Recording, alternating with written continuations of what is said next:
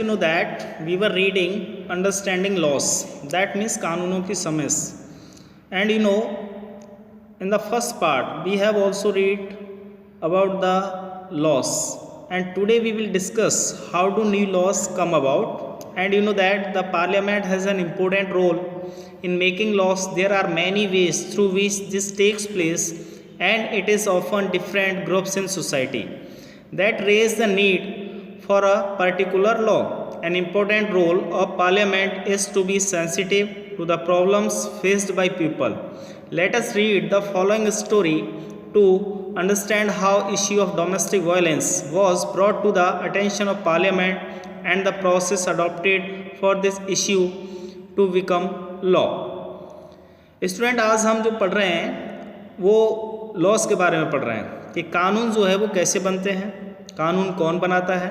जैसा आप जानते हैं कि पार्लियामेंट जो है वो हमारे देश की सबसे बड़ी संस्था है और कानून बनाने में उसकी सबसे महत्वपूर्ण भूमिका है. बहुत सारे ऐसे तरीके होते हैं जिनके माध्यम से जो है अलग अलग जो समूह होते हैं समाज के, वो किसी भी एक पर्टिकुलर लॉ के लिए, किसी एक विशेष कानून की आवश्यकता के लिए अपनी आवाज़ उठाते हैं. और एक जो सबसे महत्वपूर्ण जो भूमिका है पार्लियामेंट की, कि कोई भी व्यक्ति समाज का या कोई भी समाज के जो लोग हैं, अगर वो किसी समस्या का सामना कर रहे हैं और जो काफ़ी एक सेंसिटिव मामला है, तो ऐसे विषय पर जो है पार्लियामेंट जो है वो विचार करती है और वो कानून बनाती है. अब हम एक ऐसी ही कहानी पढ़ेंगे और उसको समझेंगे कि कैसे जो है घरेलू हिंसा का एक मुद्दा बना और उसने जो है पार्लियामेंट का ध्यान आकर्षित किया, और उस प्रोसेस में, उस प्रक्रिया में किस तरीके से पार्लियामेंट ने जो है उस मुद्दे के आधार पर उसे कानून के रूप में बदला. Domestic violence generally refers to the injury और हार्म और थ्रेट ऑफ इंजरी और harm caused by an adult male, usually the husband against his wife. Injury may be caused by physically beating up the woman or by emotionally abusing her. Abuse of the woman can also include verbal, sexual and economic abuse. The Protection of Women from Domestic Violence Act 2005 extends the understanding of the term domestic to include all women who live or have lived together in a shared household with a male member who is perpetrating the violence. तो जो घरेलू हिंसा है, जब हम घरेलू हिंसा की बात कर रहे हैं, आप भी इससे भली भांति परिचित हैं कि हमारे समाज के अंदर बहुत सारे घर ऐसे होते हैं जहां पर महिलाओं के साथ हिंसा होती है. जो महिलाएं वो अपने पति के हिंसात्मक व्यवहार से पीड़ित रहती हैं, या कोई भी जो मेल पुरुष है, एडल्ट मेल पुरुष है, जब वो अपनी पत्नी के खिलाफ, ठीक है, कुछ ऐसे जो है उसको प्रताड़ित करता है और उसको नुकसान पहुंचाता है, चाहे वो शारीरिक रूप से हो या मानसिक रूप से हो, किसी भी तरीके से, और या उसकी वो पिटाई कर देता है, तो उस संदर्भ में इसको हम क्या कहते हैं, डोमेस्टिक वायलेंस कहते हैं. तो महिलाओं को अगर वो वर्बल तरीके से या सेक्सुअल तरीके से या इकोनॉमिक तरीके से उसको गालियाँ देता है, या उसके साथ उसकी पिटाई कर देता है, या उसके साथ हिंसात्मक व्यवहार करता है, तो उसको रोकने के लिए जो है महिलाओं ने एक डोमेस्टिक वायलेंस एक्ट जो है बनाया गया था महिलाओं पर हो रहे अत्याचारों को रोकने के लिए. और ये एक्ट जो है 2005 में बना था, और उसके तहत डोमेस्टिक जो टर्म है उसको समझना आवश्यक है. इसमें सभी वो महिलाएं सम्मिलित होती हैं जो कि पुरुषों के साथ घरों में निवास करती हैं, ठीक है, और वो पुरुषों के साथ रहती हैं. तो उनके साथ जब कोई इस प्रकार की हिंसा होती है या उनको कोई भी शारीरिक चोट पहुंचाई जाती है, या फिजिकली, वर्बली या सेक्सुअल या इकोनॉमिक एब्यूज़ उसके साथ अगर ऐसा किया जाता है, तो ये जो है उसको ये अधिकार होता है कि वो उसके खिलाफ जो है FIR दर्ज करवा सकते हैं. तो ऐसी ही एक कहानी है, और ये कहानी है अक्टूबर 2006 की, ठीक है. Sajiya, did you read today's newspaper? Is not it a great day for women? Sajiya, क्या आपने आज का अखबार पढ़ा है? क्या यह एक महान दिन नहीं है महिलाओं के लिए? जो महिलाएं हैं उनके लिए जो है एक ये बहुत ही महान दिन है, ऐसा उसने कहा. Not just women, violence-free homes will benefit everyone. Kusum, it's taken such a long time to get this law passed. In fact, it began with establishing the need for a new law. नहीं, अभी जो महिलाएं हैं, जो violence free Holmes होते हैं, violence free यानी कि हिंसात्मक रूप से जो मुक्त जो घर हैं, ठीक है, वो प्रत्येक के लिए लाभदायक होंगे। कुसुम, ये जैसे जो एक लंबे समय से जो एक लॉ काफ़ी पेंडिंग था उसको पास किया गया है और इसके माध्यम से जो है एक नए कानून की स्थापना की गई है। Kusum and Sajia work for a women's organisation. ये दोनों ही महिलाएं जो हैं, कुसुम और साजिया, वो महिलाओं के लिए संगठन चलाती हैं, उनके लिए कार्य करती हैं।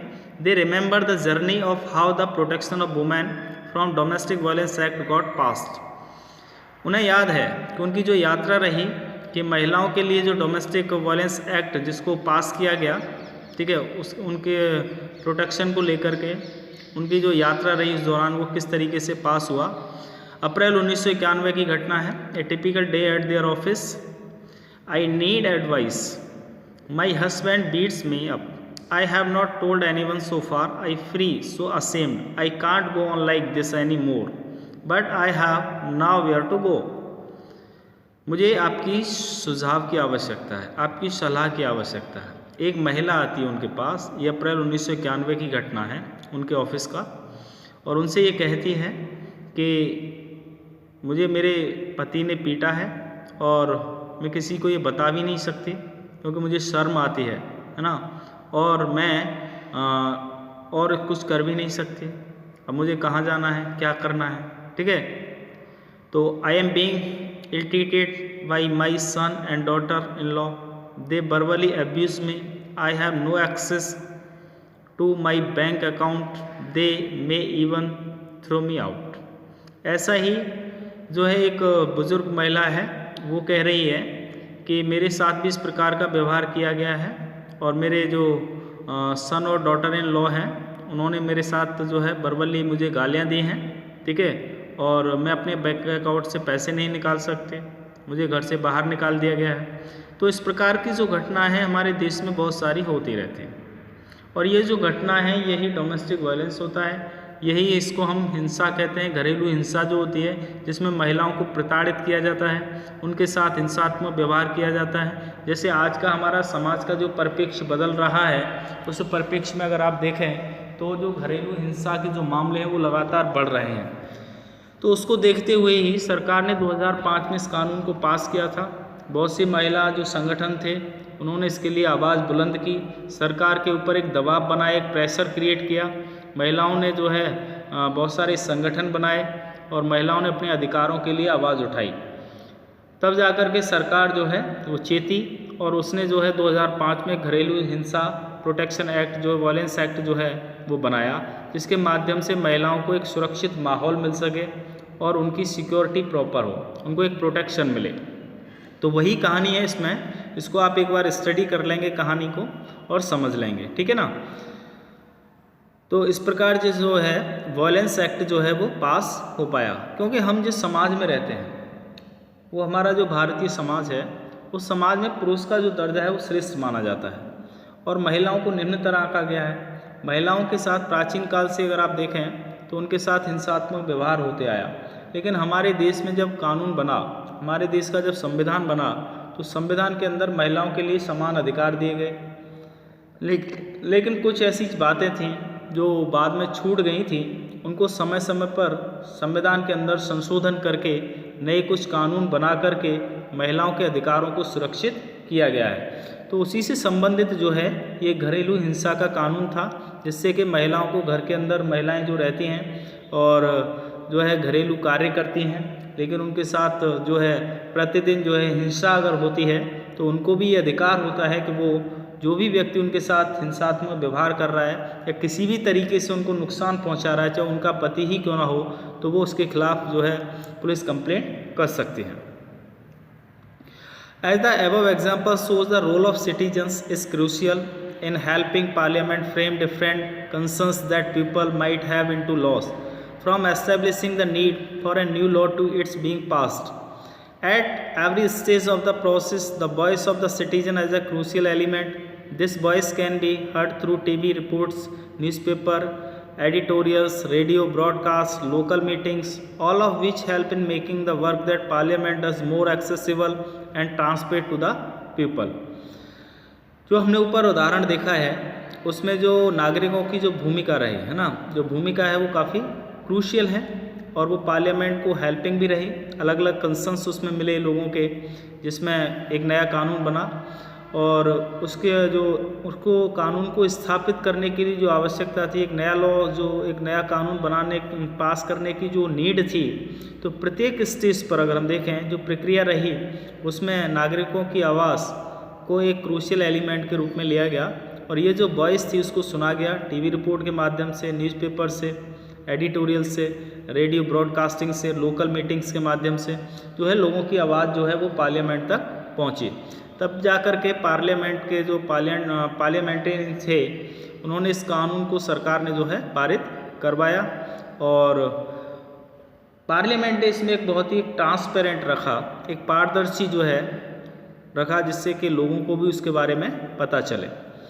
अनपॉपुलर एंड कंट्रोवर्शियल लॉस, जैसे कुछ अनपॉपुलर लॉ होते हैं या जो विवादास्पद कानून होते हैं। Let us now look at the situation where the parliament passes law that turn out to be very unpopular.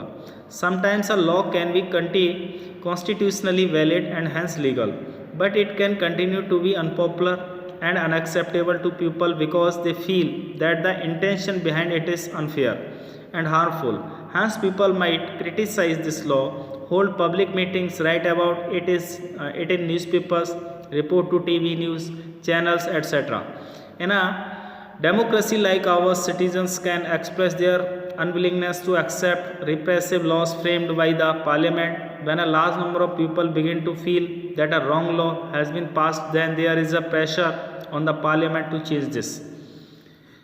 कुछ ऐसे कानून भी होते हैं जिन कानूनों को पार्लियामेंट के द्वारा पास किया जाता है लेकिन वो कुछ विवादास्पद हो जाते हैं। जैसा मैं एक आपको उदाहरण बता रहा हूँ, 2015 में जो है सुप्रीम कोर्ट के आदेश के आधार पर SC/ST एक्ट बना है ना, SC/ST अमेंडमेंट एक्ट आया था 2015 में और उसमें कुछ बदलाव किए गए थे सरकार के द्वारा। जैसा आप जानते हैं SC/ST एक्ट जो बना था वो 1989 में बना था, ठीक है, और 1989 में, और इस कानून के तहत जो है अगर किसी भी व्यक्ति के साथ जो है कोई SC या ST कास्ट से बिलोंग करने वाले जो व्यक्ति हैं, अगर उनके साथ कोई किसी भी तरीके का इस प्रकार का व्यवहार होता है तो वो उस व्यक्ति के खिलाफ कंप्लेंट कर सकता है और बिना जांच के, बिना किसी इन्वेस्टिगेशन के ही जो पुलिस अधिकारी होता है वो उस व्यक्ति को अरेस्ट कर सकता है जिसके खिलाफ FIR दर्ज करवाई गई है। ऐसा कानून जो है 1989 में बना था, लेकिन उस कानून में जो है कुछ परिवर्तन किए गए क्योंकि उसके खिलाफ एक पिटीशन जो है फाइल की गई थी सुप्रीम कोर्ट में और उसमें ये कहा गया कि किसी भी जांच किए बगैर किसी भी व्यक्ति को आरोपी मान करके जेल में डाल देना भी गलत है। तो उस मामले में जो है सुप्रीम कोर्ट ने अपना डिसीजन देते हुए कहा कि अगर कोई SC/ST से संबंधित कोई भी मुकदमा आता है तो उसमें सबसे पहले जो DSP रैंक का अधिकारी होगा वो उसकी इन्वेस्टिगेशन करेगा और इन्वेस्टिगेशन अगर फेयर होती है और उसमें अगर वो व्यक्ति दोषी पाया जाता है तो उसे जेल में डाला जा सकता है। जब ये कानून पास, जब ये आदेश आया सुप्रीम कोर्ट का, तो उसके बाद जो है हमारे देश के जो SC/ST समुदाय के जो लोग थे वो सड़कों पर उतर आए, उन्होंने गाड़ियां जलाई, ट्रेनें रोकी, विरोध दर्ज किया। तो ये कानून जो एक विवादास्पद कानून बन गया था। जब सरकार को ऐसा लगा कि लोग इसके ज़्यादा विरोध में आ गए हैं और लोग विरोध कर रहे हैं, तो लोकतंत्र में सबको विरोध करने का अधिकार होता है, तो सरकार ने उस पर तुरंत एक्शन लेते हुए उस कानून जो सुप्रीम कोर्ट के द्वारा जो आदेश दिया गया था उसको बदला गया और पुनः 1989 जैसा ही कानून जो है पारित कर दिया गया। तो एक उदाहरण तो ये है। दूसरा उदाहरण अभी लेते हैं, क्योंकि उसमें SC/ST के जो समुदाय थे उन्होंने पूरे देश के अंदर काफ़ी विरोध हुआ, भारत बंद का आह्वान भी किया गया था और उसमें लगभग उनको सफलता मिली थी। दूसरा जो उदाहरण है वो अभी हम रिसेंट का उदाहरण लेते हैं जैसे आपने देखा है कि सरकार ने अभी 3 कृषि बिल जो है कृषि कानून बनाए हैं पार्लियामेंट में, और उन कानूनों का जो विरोध है हो रहा है, चाहे वो हरियाणा है या पंजाब जैसे जो राज्य हैं जो कृषि में एक समृद्ध राज्य हैं भारत के, वहाँ के जो किसान हैं वो उनका विरोध कर रहे हैं। वो कह रहे हैं इन कानूनों को वापस लिया जाए, क्योंकि सरकार जो है वो MSP को ख़त्म करना चाहती है। ऐसा किसान कहते हैं, ऐसा विपक्ष कहता है, जबकि सरकार कह रही है कि ये जो कानून है वो किसानों के फ़ायदे के लिए है। सरकार के खिलाफ जो है आंदोलन भी चल रहा है पंजाब के अंदर, किसान सड़कों पर हैं, रेल भी रोक रहे हैं, सड़कों को जाम कर रहे हैं, हड़ताल भी कर रहे हैं, लेकिन सरकार पर इसका कोई प्रभाव नहीं पड़ा है, ना ही सरकार ने उसको वापस किया है। क्योंकि जब तक कोई भी आंदोलन पूरे देश के अंदर मूवमेंट पे नहीं होता है, उसको एक मोमेंटम अगर नहीं मिले, जब तक पूरे देश के किसान एकत्रित नहीं होंगे, तब तक सरकार के ऊपर एक प्रेशर क्रिएट नहीं हो सकता है। क्योंकि जब सारे देश के किसान मिलकर के आंदोलित होंगे तभी सरकार के ऊपर एक दबाव बनता है, तभी उसमें कुछ परिवर्तन हो सकता है। इसी तरीके से SC/ST में जैसा हुआ तो सरकार ने उसमें क्या है तुरंत जो है U-टर्न लिया, और U-टर्न लेते हुए उसमें पुनः संशोधन कर दिया। उसी को हम SC/ST एक्ट जो है अमेंडमेंट एक्ट कहते हैं 2015। Now the for example various municipal law on the use of space within municipal limits often make hawking and street vending illegal. No one will dispute the necessity for some rules to keep the public space open so that people can walk on the pavements easily. However, one also cannot deny the hawkers and vendors provide essential services cheaply and efficiently to the millions living in a large city. This is their means of livelihood. Hence, if the law favors one group and disregards the other, it will be controversial and lead to conflict. People who think that the law is not fair can approach the court to decide on the issue. The court has the power to modify or cancel law if it is find that they don't adhere to the constitution. एक उदाहरण ये भी है कि विभिन्न प्रकार के जो म्युनिसिपल लॉ हैं और उनका उपयोग किया जाता है म्युनिसिपल लिमिट्स के लिए, है ना, जैसे हॉकिंग के लिए, स्ट्रीट वेंडिंग के लिए, अगर वो इसको इलीगल माना गया है तो उसमें कई बार क्या होता है डिस्प्यूट रहता है। उसके लिए आवश्यक ये भी होता है कि पब्लिक स्पेस में उसको रखा जाता है, और पब्लिक स्पेस में जब रखा जाता है तो लोगों को अगर ये लगता है कि ये कानून जो है वो इलीगल है, अवैधानिक है ना, वो संविधान के अनुरूप नहीं है, तो वो कोर्ट जा सकते हैं, हाई कोर्ट, सुप्रीम कोर्ट जा सकते हैं। फिर कोर्ट जो है उस कानून की समीक्षा करता है, और कोर्ट कानून की समीक्षा करने के बाद वो निर्णय देता है कि पार्लियामेंट के द्वारा जो कानून बनाया गया है वो संवैधानिक है या जो है वो अनकॉन्स्टिट्यूशनल है। वो कॉन्स्टिट्यूशन से जो है अगर हम कहें वो कॉन्स्टिट्यूशनली परफेक्ट है या वो अनकॉन्स्टिट्यूशनल है। तो ये सब निर्णय लेने का अधिकार जो होता है वो कोर्ट को होता है। Do you remember the photo essay on the women's movement in the class 7th book? The photos there showed the different ways in which citizens can protest, campaign and show solidarity. The following pictures point to other ways in which people protest unjust law. We need remember that our roles as citizens does not end with electing our representatives. Rather, it is then that we begin to use newspapers and the media to carefully chart the work that is being done by your MPs and criticize their actions when we feel it is required. Thus, what we should bear in mind is that it is the accent, involvement and enthusiasm of the people that helps Parliament performs its representative functions properly.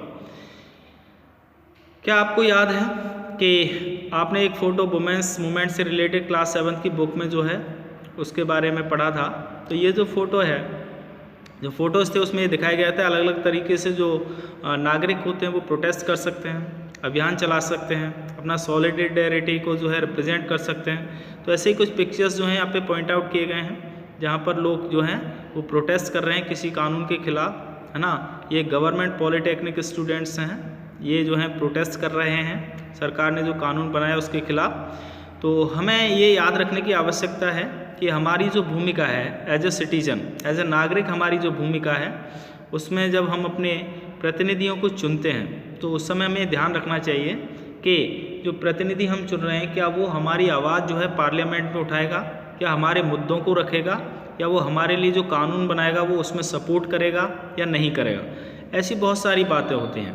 ठीक है, जब हम शुरुआत करते हैं, जब हम newspaper का उपयोग करते हैं, मीडिया को ध्यानपूर्वक सुनते हैं, ठीक है, और उसमें हम ये देखते हैं कि हमने जिस MP को चुना है, जिस मेंबर ऑफ पार्लियामेंट को हमने चुना, तो हम उसके खिलाफ जो है क्रिटिसाइज़ कर सकते हैं, उसकी आलोचना कर सकते हैं, है ना, जब हमें लगता है उसकी आवश्यकता है, ठीक है। ऐसे ही जब हमें ऐसा लगता है कि हमारे दिमाग में ऐसा आया कि वो हमारे लिए कुछ कार्य नहीं कर रहा है या उसका इन्वॉल्वमेंट नहीं है, या पूरे जोश के साथ जो है जो पार्लियामेंट में जो भी परफॉर्मेंस हुआ, जिस रिप्रेजेंट को हमने चुना, क्या वो हमारी आवाज़ जो है वो पार्लियामेंट में पहुंचा रहा है ना, हमारी समस्याओं को वो पार्लियामेंट के फ्लोर पर रख रहा है या नहीं रख रहा है। तो इस प्रकार से जो है हम अपने प्रतिनिधि को जब चुनते हैं तो उस प्रतिनिधि के कार्य का, उसके फंक्शंस का या उसकी रेस्पॉन्सिबिलिटी का हम जो है एनालिसिस कर सकते हैं।